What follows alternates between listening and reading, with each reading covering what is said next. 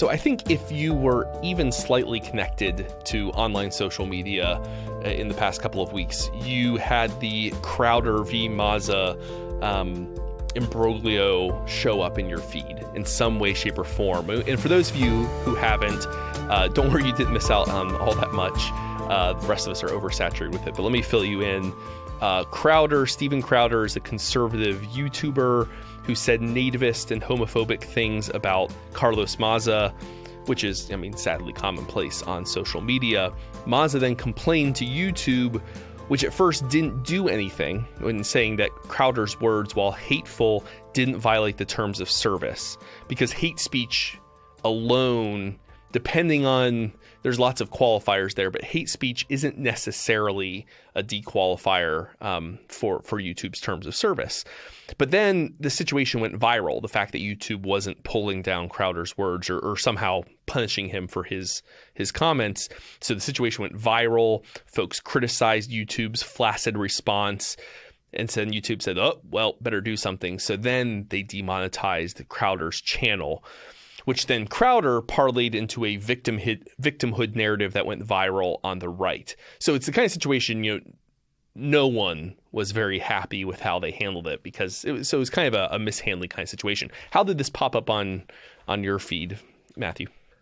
Oh, yeah, well, I do tech policy in the 21st century, and I know. So I have a Twitter account, and it's the kind of thing that was certainly making the rounds, because it was prompting the kind of debates that I think we're getting used to in the tech space, namely conversations about how some of the largest, most popular social media companies and content platforms handle content moderation.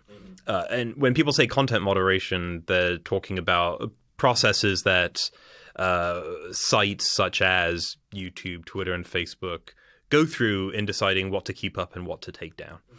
And these are very difficult decisions to make, involve a lot of difficult questions. There are a lot of gray areas.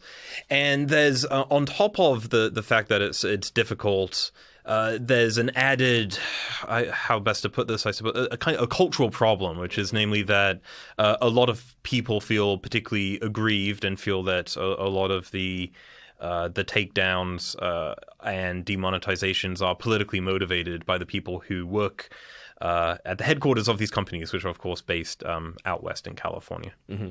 Well, and I think it can be tempting when you look at any given situation to think it's easier than it actually is, right? Like, I neither of us are going to be sympathetic with the things that Steven Crowder said, right? They were hateful things, but determining what's hateful versus what is not, like determining hate can get really complicated really quickly. Mm-hmm. Determining things like nudity, things like violence, all these are really complicated decisions. So I thought actually before we get to some of those complicating factors, we would talk about what that process looks like, and without talking about any specifics, you've kept an eye on kind of how some of the corporate content moderation processes have evolved over the last couple of years. So why don't you walk us through, like, let's say something pops up, something like the Crowder Mazza or any kind of potentially objectionable content. How does Facebook or YouTube or Twitter, how is that discovered? And then what does that process look like as it makes its way up the chain? I think something to point out at the front end is that for a lot of content, some of this may be automated, depending. So there's known offensive content that's automatically flagged by machines. Artificial intelligence can automatically flag a lot of this stuff and take it down. The more complicated, I think, question, although I don't want to pretend that that's easy, but the one I think is more on the minds of people these days is when the humans get involved. So someone sees content that they find offensive or they think is hateful, they can flag it. And depending on the company, it will end up in front of a human sooner or later. And these human beings will have to make a decision by consulting the policy that company has about content and then deciding whether that content is compliant or not. And this is difficult. And one of the things I think that's missing from a lot of the conversation about content moderation is people seem to think this is really easy and that social media sites are making it too complicated. But I think it would be good if anyone listening, just imagine that you've set up a website like Facebook. It's a website where you want people to come. It's going to be free. It'll be funded through advertising. But you'll allow people to post photos, commentary, to share links to news, to different websites. And you've got to decide, well, what kind of content do we want to have here? What will we allow and not allow? And you can imagine being at a meeting with some of your co-founders, and the co-founder who might be called Paul will say, well, I think we shouldn't allow images of nude children on this new website we're building. And of course, everyone at the table says, yes, sounds like that's a good policy. Good point, Mark. I mean, Matthew. Thank you. Yes. So we go around the room. We're like, okay, we'll write that down in the policy. That's a good policy. Yeah. And then inevitably, a policy that sounds good and is good on paper runs into problems. Someone who, let's say they're a high school teacher and they want to educate their followers, who might also be public school teachers, say, posts that famous photo from Vietnam about the napalm bombing, which features a photo of a naked Vietnamese girl running down the road.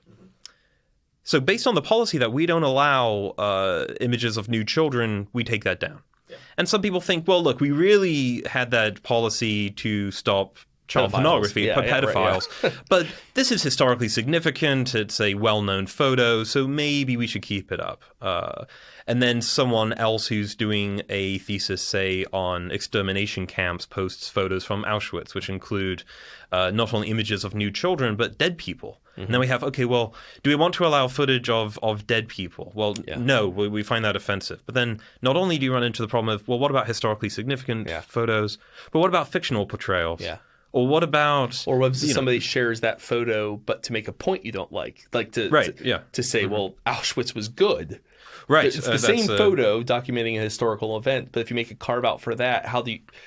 Yeah, and you can have complexity. You can have situations where you're not dealing just with the kind of stuff we've discussed already, but cell phone footage of events that people film, like these horrible videos of kids bullying each other, or sometimes even beating each other up, and they might film it and put it up on Facebook. And when I was watching I believe it was Channel 4 undercover documentary where a reporter embedded himself in Dublin, where one of the Facebook content moderation centers is, they were told, well, if you put a photo like that up and it's condoning the behavior, the bullying, then we take it down. But if an anti-bullying charity puts it up and comments, this is horrific, then we'll keep it up and not take it down. And all of this is very, very difficult. We've I believe, I don't want to say for sure, but I wouldn't be surprised if YouTube had a policy about cruel footage of. But I've seen footage on YouTube of chefs preparing food in some foreign countries that I certainly view as like what they're doing to someone is cruel. Like you're viewing animal suffering, and I can easily imagine that some people viewing that would find it emotionally disturbing. And the only reason I've been going on as long as I have is to just emphasize the point that these are very difficult questions. There are a lot of gray areas, and when thinking about these kind of problems, we shouldn't let the perfect be the enemy of the good, right? Mm-hmm, that these companies will inevitably fail, but the question is, but what's the alternative? And to your point, it's complicated. It would be complicated for any individual one of us examining our own set of norms, mores, virtues, ethics to decide some of these questions on our own, let alone trying to come up with a standard that covers billions of people across the globe. Well, right. One size fits all standard that covers everyone. I was thinking as you were talking about, and actually there was a line from, we'll put a link to the article in the show notes, but there was a line from an examination of Facebook's content moderation policies that in the early days, when things were simpler, when it was like a college-based social media system only, they had a slogan printed out on a piece of paper in their office that was, here's our standard, Hitler is bad and so is not wearing pants. So no Nazis, no pro-Nazi stuff, and no pantsless. So this clever, but yes, you have the inevitable question of, well, if you are someone who posts a video of a Hitler speech, is it pro-Nazi or is it historically interesting? Right. If someone has a grandparent who served in the U.S. military and might have come home with some Nazi memorabilia that they keep in the house, is a photo of that pro-Nazi? You're going to run into these problems, and that's led some people, I think, this kind of problem plus the allegations of politically motivated bias has motivated some people to say, look, Facebook and Twitter and Instagram, YouTube, all these, they should just adopt the First Amendment as their standard. And I can understand why some people instinctively think this is good. The United States has the best free speech protections in the world. The amount of speech that is allowed is vast. But you're going to quickly run into problems because keep in mind that Facebook and Twitter are profit-seeking companies, and there's First Amendment protected speech that they clearly do not want on their platform. Right. That I don't want on my platform. Well, right. And so people don't, most people do not want to see footage of animals being crushed to death or beheading videos or videos and footage of horrible things. It's First Amendment protected. You can, but it seems reasonable to me that the people out in these companies have made the decision that no, we shouldn't have the First Amendment as our standard because our sources of income might dry up to a significant degree, and that's understandable.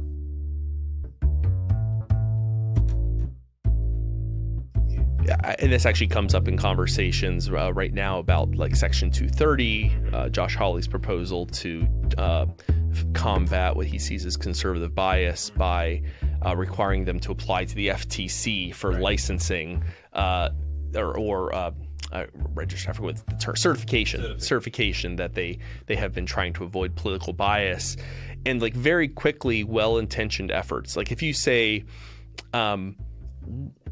we're going to, the state is going to guarantee that private outlets, private platforms like Facebook and the like are going to avoid content that we generally find disagreeable, whether it's child porn or whatever you get on the list, or hate speech or etc.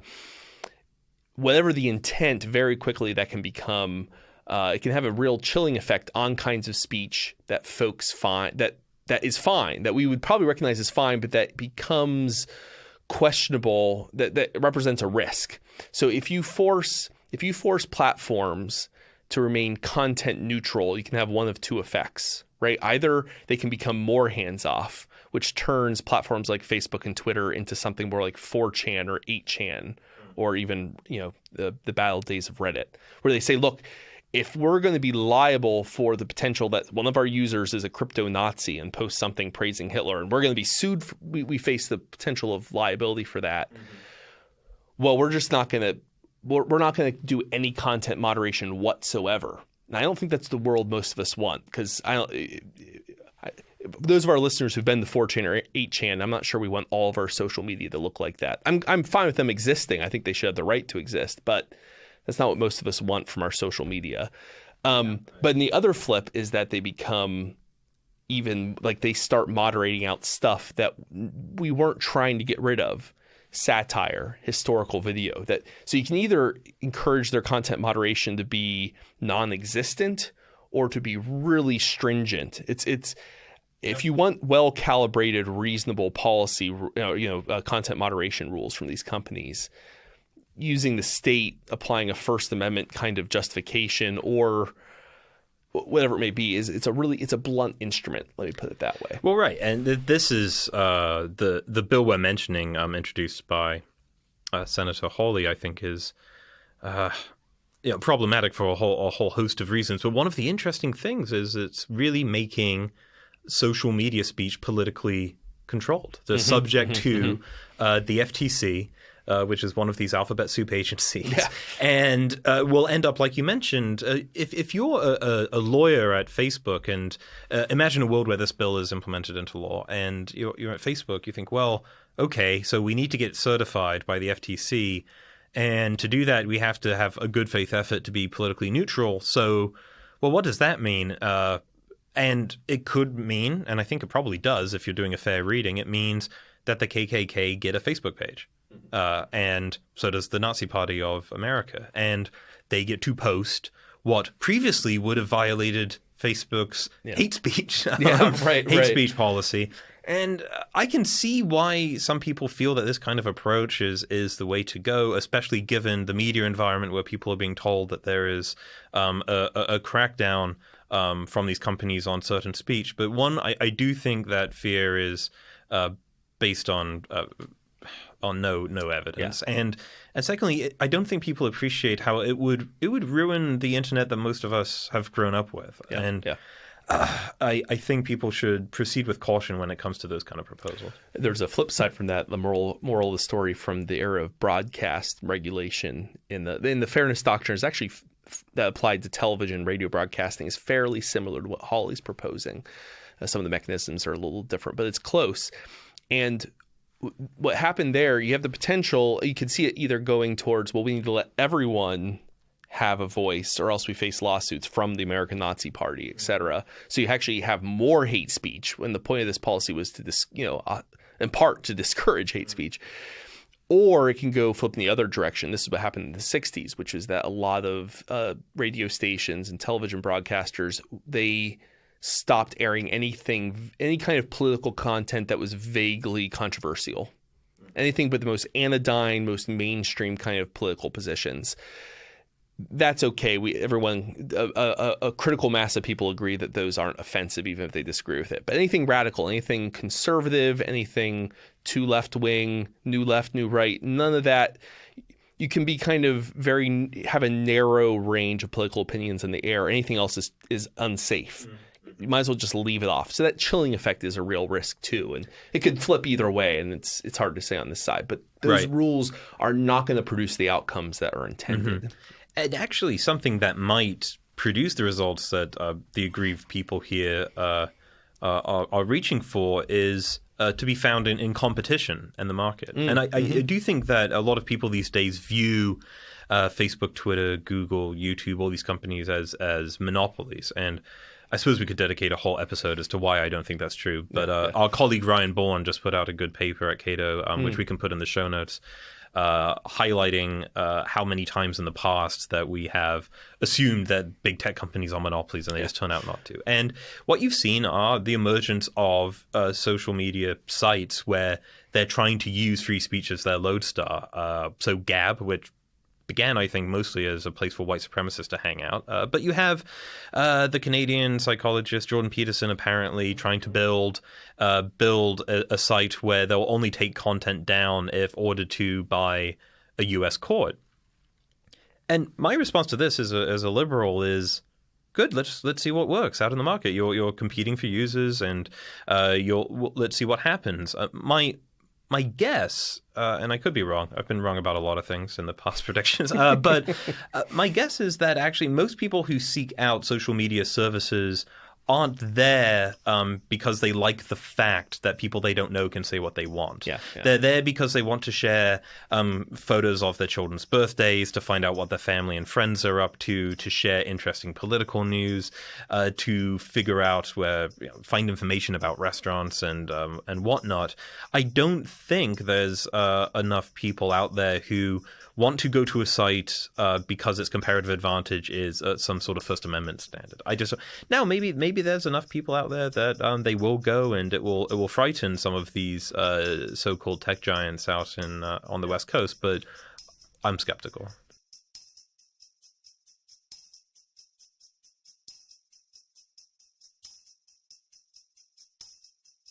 I think this is a reminder of natural market forces are pushing against the kind of corporate dominance that you have from some of the largest social media platforms. So Facebook is the 600-pound gorilla when it comes to what you're describing, posting pictures of your kids and making connections with family.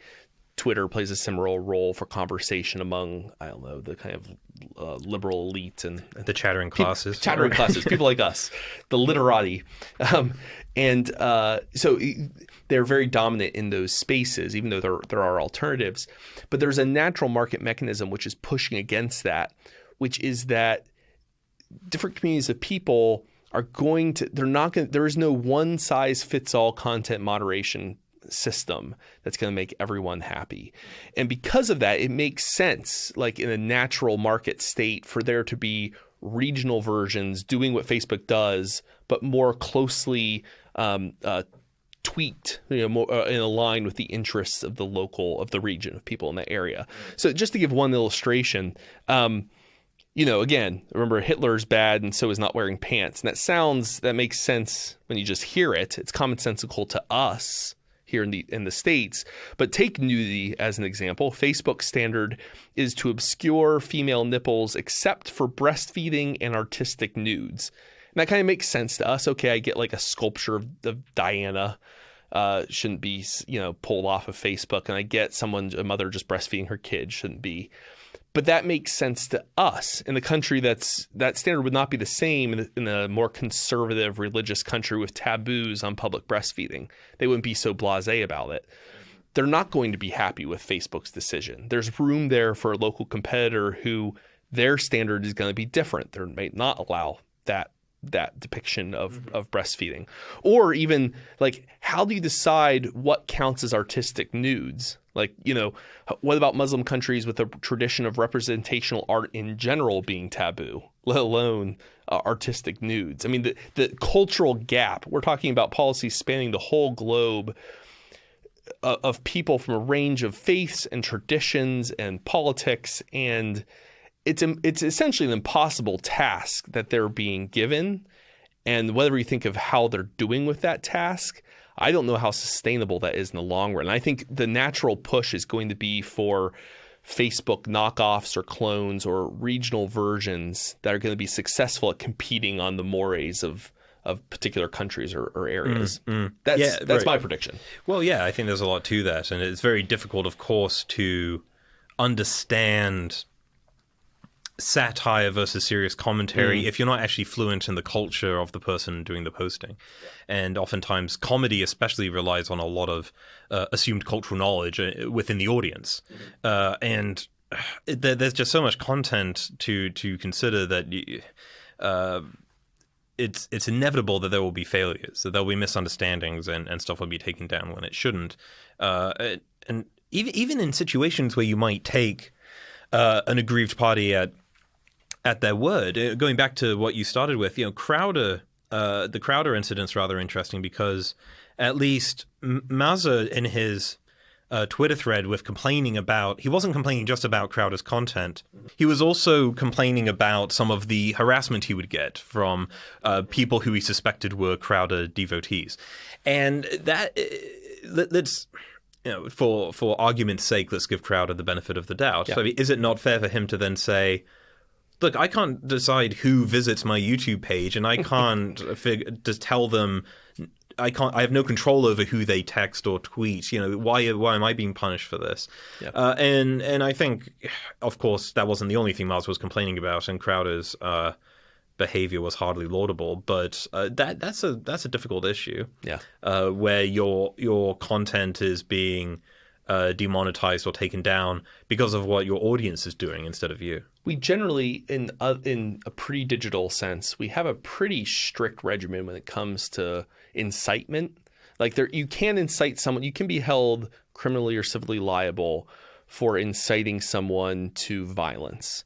So, like, if I hire you to go put out a hit on someone, like, I'm liable. I mean, I paid you to do it. That's not even just incitement. Or if I'm a political candidate, in a speech I say, hey, after this rally, you should go out and rough up someone from the other side. And I actually, in the 2016 campaign, there were a couple times where Trump came close but stopped just shy. But you can be held liable for inciting someone to violence if you explicitly encourage them to do that. That's not what typically goes on in a lot of these online cases. I mean, it can, but most of the time it's unpleasant people attract other unpleasant people, and then they'll criticize someone and their unpleasant followers will jump on, but there's not actual legal incitement happening. Well, exactly. It's if I tweeted, God, I hate Paul. He's a menace. It's that might be the end of it for me. But what if one of my fans decided to dox you, to figure out where you and your wife live, and to post that information publicly? Now you're into like pretty scary area, right? Yeah. But my content didn't dox you. Someone saw, maybe I inspired them, and this gets to your point of what's the point at which there's civil and criminal incitement. Now, that's an interesting question, but if you're Facebook or Twitter, you don't care what the law says. You're just trying to worry about, is this like content we want to allow?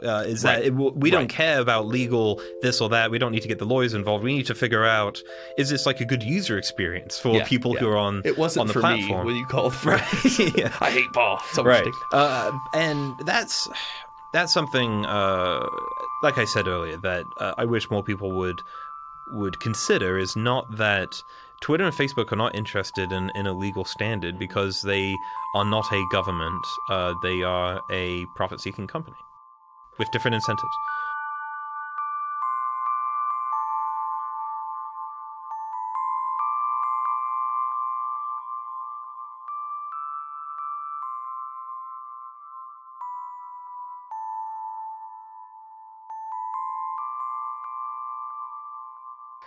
So even if we can figure out what counts as hateful and what doesn't, this can get really messy because, you can imagine, let's say if the FTC had the powers that Josh Hawley wanted to give them over deciding what counts as politically neutral or what counts as biased, well, some of that bias and even hate speech can be in the eye of the beholder, right? Like what one person finds just beyond the pale. And we don't have to go full Nazi here. We don't have to violate, go Godwin's law. But even in lesser cases, was it fair? Was it politically neutral for Facebook to allow an altered video of Nancy Pelosi looking drunk or ill on their platform?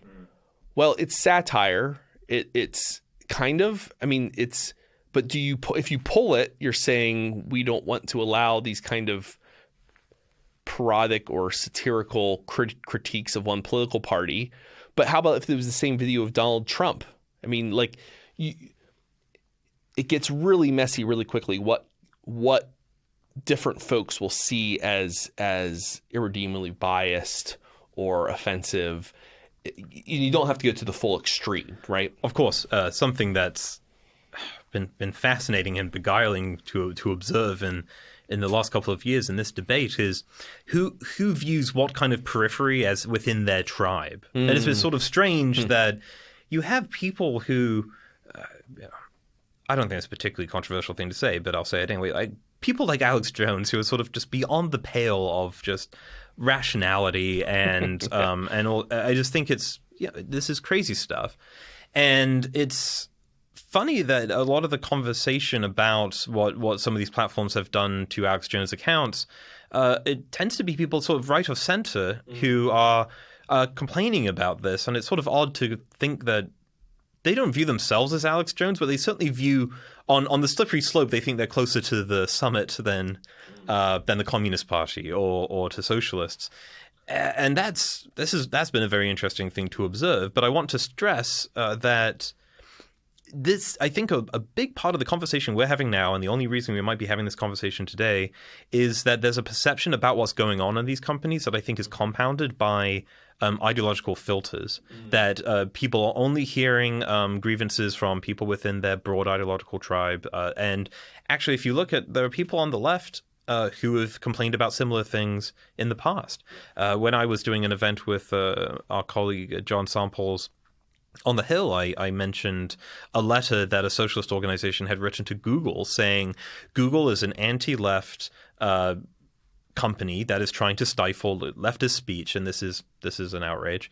And there's been a lot of criticism about how social media companies deal with transgender people who are changing their gender. And anyone engaged in this debate, I think, has to take seriously the complaints from across the political spectrum. There's no more cultural mores in the kind of the mean or median of a cultural moray is constantly shifting, right? Like if you go back 10 years ago, the question of whether or not someone criticizing, like the definition of homophobia in online discourse has shifted over the last 10 years. Mm-hmm. And I would say for the better personally, right? But in general, like there were things that would have been said 10 years ago that probably most Americans would not have thought of as homophobic, but that today would be. The problem is that if you set up government arbiters, in Holly's case, the FTC, they're the ones who get to decide whether or not this is hateful, whether it's politically biased, et cetera. You're giving someone an awful lot of power over something that's inherently unstable and changing. I do think that reasonable people can disagree about things like homophobia or racism. So is the statement, I'm not against homosexuals. I think that fine people, but I'm against gay marriage. Is that homophobic? Is saying, and to be clear, this isn't your statement. This is not my statement. Right. No, on social issues, I'm as liberal as they come, right? So this isn't my position. But imagine someone saying something like that, or someone saying something like, I support gay marriage, but homosexuality just kind of weirds me out. Mm-hmm. Like it's gross. Is that homophobic? Is that hate speech to the point that it should be removed, or is it just unlikable speech, hate speech that shouldn't be removed? That's just right. And look, whenever I think about these kind of questions, I think, well, I thank God I have the job I do, because I would not. Anyone who's pretending that these kind of things, these kind of decisions are easy, I think is just kidding themselves. Maybe the framing device for our listeners is imagine all the terrible things that your crazy uncle or aunt says at the Thanksgiving dinner table. Do you think they shouldn't have the right, the fundamental right to say those things? And that's the kind of question we're having. Like you might not like what they're saying, but should they have the right to speak those things online or not? I mean, and who gets to decide that? Should it be up to private companies, in which case their competitors can arise that would allow them to say it? Should the government get to have a say in whether or not they get to say that? It gets really messy really quickly. So I think that kind of puts a personal point on it. There are lots of people you're going to come in contact with who you disagree with in very vehement ways. But we live in a rights-based society that's pluralist, and people are going to disagree and disagree substantively. And while there's limits on there's limits on each of us has to decide what those limits are for ourselves. I mean, there's lots of people who I wouldn't befriend in real life because their views are hateful. But do we want to live in a society where the government makes that choice, or where the government forces platforms to make a choice for us? And that gets messy really quickly.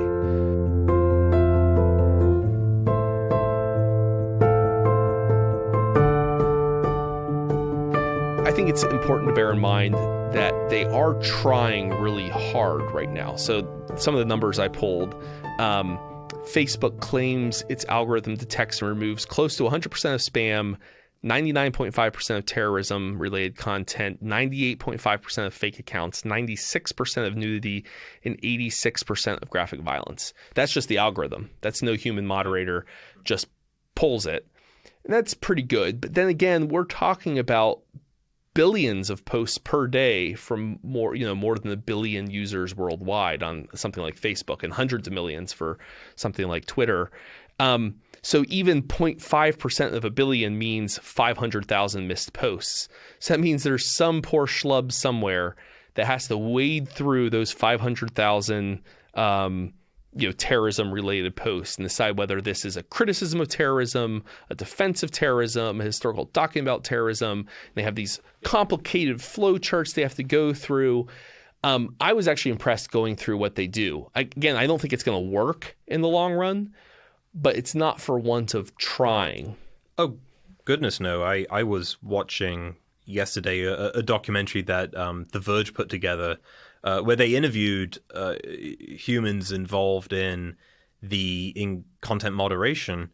And I mean, the amount of mental trauma these people are going through for $15 an hour, I just think is really, really rough. They have night terrors. They have trouble functioning day to day.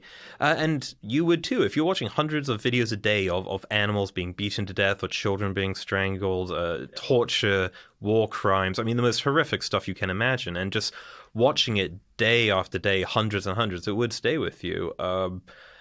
But a content moderation policy requires humans at some level to do a lot of this. And it's reassuring, of course, that algorithms seem to be doing a good job at the heavy lifting. But I think we shouldn't forget that there's a degree of mental strain involved with a lot of the humans involved with this.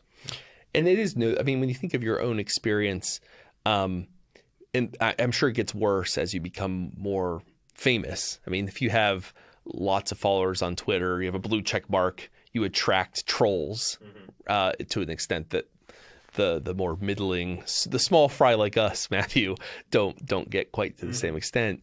So this isn't to discount the trauma even that comes from a Twitter outrage mob or a troll fest on your account. That can be really horrible. And this both left and right, whether it's Carlos Maza or David French, describing the vitriol and hate and death threats they receive from online Twitter trolls. Not to discount any of that, but I think on a day-to-day basis, except for typically public figures, most people, it's not like lots of beheading videos show up in my Facebook feed or lots of horrible images of child pornography show up in my Twitter feed. Or Holocaust denial stuff. Now, again, if you're famous, you might get more of that, pictures of ovens and things, right?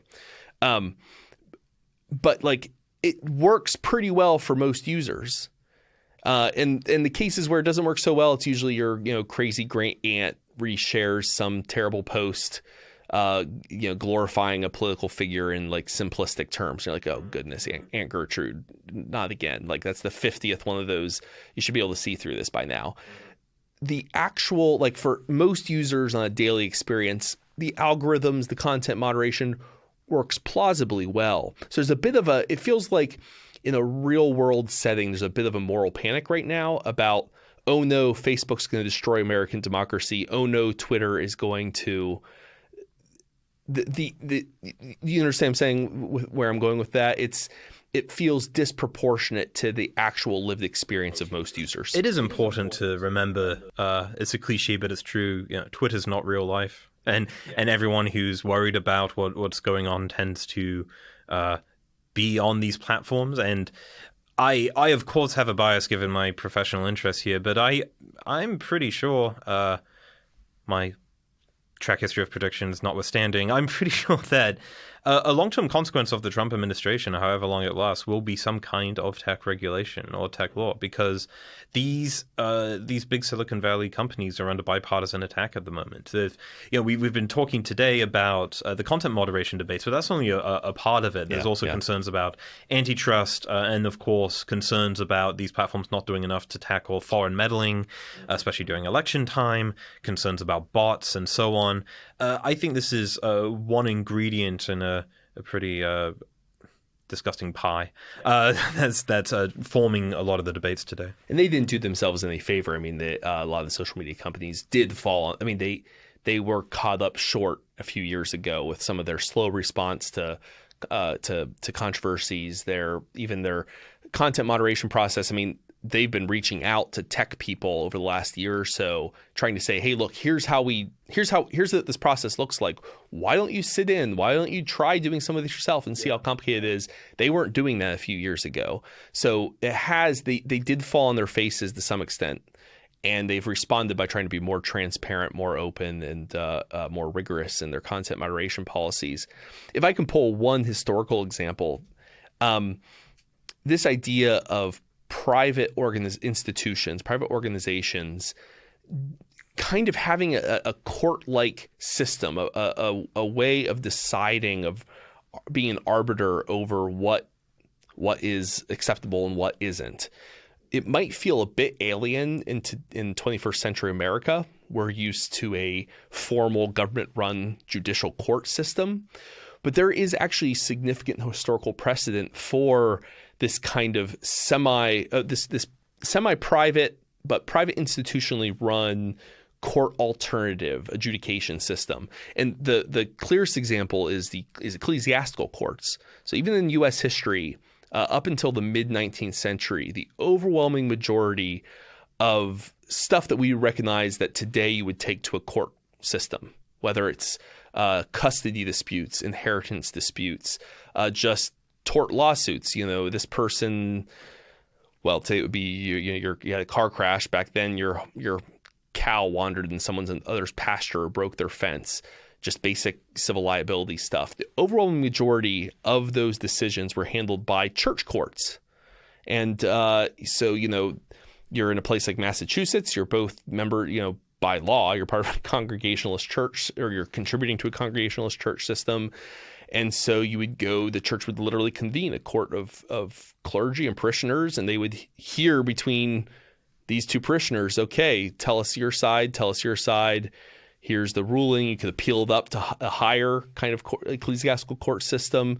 I mean, it was this whole formal adjudication process that was done by private institutions. We have something like that today with Sharia law courts, which, despite what right-wing people think, aren't super scary. I think even today, there are some parts of the United States where there are Jewish courts that adjudicate similar kind of disputes. And that's one of the more fascinating things about, I think, long-term about the current debate we're having about social media is what kind of private government or private governance institutions emerge. And it may well end up looking something like that. And the advantages that they have is that it encourages people have buy-in to them. I mean, part of the problem of taking everything to like a federal court system can be that folks, it's fine as long as people buy the authority of the system and the authority of the court. And the advantage of keeping that court system small, local, decentralized is that participants are more likely to have buy-in. They're more likely to trust. They might not be happy with the decision, but they're more likely to abide and trust in the authority of the court. So that's the advantage of, and that's the kind of difficult territory someone like Facebook's going to have. They don't have the advantage of being, we are the state. The reason why you should trust the ruling of this process is because the state says it so. That comes with a certain amount of authority in most citizens' minds, maybe less so in our minds as libertarians, but it comes with authority for most folks. Facebook doesn't have that, but they're also this, multinational mega corporation. And so it's not at all local or decentralized. And in fact, they're trying to create one-size-fits-all rules that they've only recently been transparent about. So they don't have that decentralized local, the advantages of that private kind of system I just described with ecclesiastical courts or with Jewish courts or Sharia courts. And so they're neither fish nor fowl. And I think that they're in an awkward position.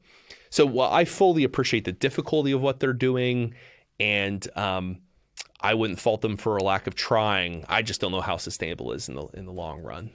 I guess time will tell. Time will tell. And time will tell that we are done with today's episode. Thank you for listening, and until next week, be well. Thanks for listening. Building Tomorrow is produced by Tess Terrible. If you enjoy Building Tomorrow, please subscribe to us on iTunes or wherever you get your podcasts. If you'd like to learn more about libertarianism, find us on the web at www.libertarianism.org.